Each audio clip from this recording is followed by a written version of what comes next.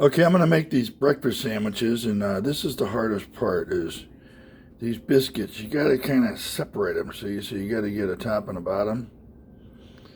So you just kind of work with it, and eventually you find a layer, and they'll come apart. You know, it's not pre-cut in there, I don't think. It's just kind of layered dough.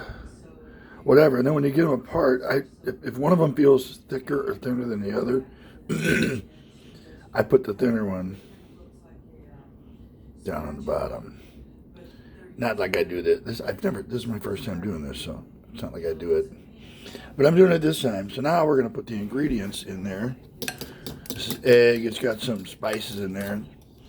Looks a little dark, but probably because I put that goopy spices in there. So now, what they'd say is, I'm going to use this thing to get a measurement.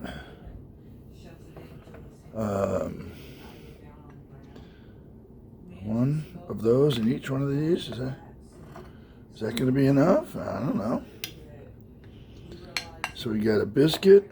We got a scoop of egg. I got 2 more biscuits in the refrigerator, so, and this was only 3 eggs.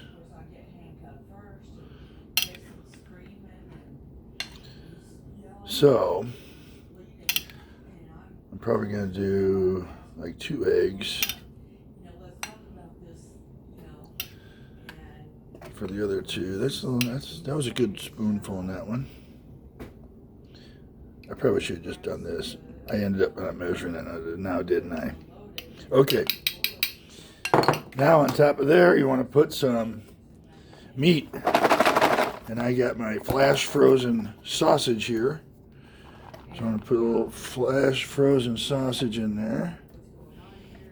A little flash frozen sausage in each one. I like to cook all my sausage when I get a pound. And I freeze it on a cookie sheet. This is very important when you use these items like this.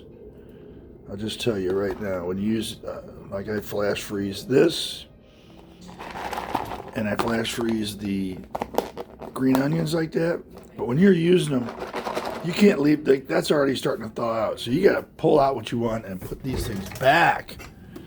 And then you always got to shake them like this. Keep them all loose and separated. Okay, and I'm going to put a little bacon in each one. 1, 2, 3. About 3 of these little chunky things in each one. 3 or 4. Okay. Well, these are going to be really nice. I'm not saving me any bacon for those other 2, so I better be careful here. Okay. Now, that's enough bacon for 2 of them, right? Now we do, well, I'm going to throw my green onions. I like green onions. I think they're good for color and taste. So we put those in there. Somebody's gonna yell at me for using green onions. I don't care because I like them. They stick together though. trying to spread them all apart. A little bit there, that's okay. Now the other thing we're gonna put on there is some cheese. So now we're going to do cheese. Cheesy, excuse me. I just had a little morning. How do you do there? I'm trying to be cognizant of leaving enough for the next 2. I think that's good. That one's a little light on the cheese. Got to be consistent here. And I'm sorry, I keep looking around the camera because I can't really see what I'm doing. Because I have this camera on a neck-mounted device. And it's hard to look into the screen and do what I'm doing. Now this thing just goes right on top. Now, I made a conscious effort to keep the bottoms with the tops. I don't know why. I didn't really need to do that. I guess I could have just you know, mix and match them all, but apparently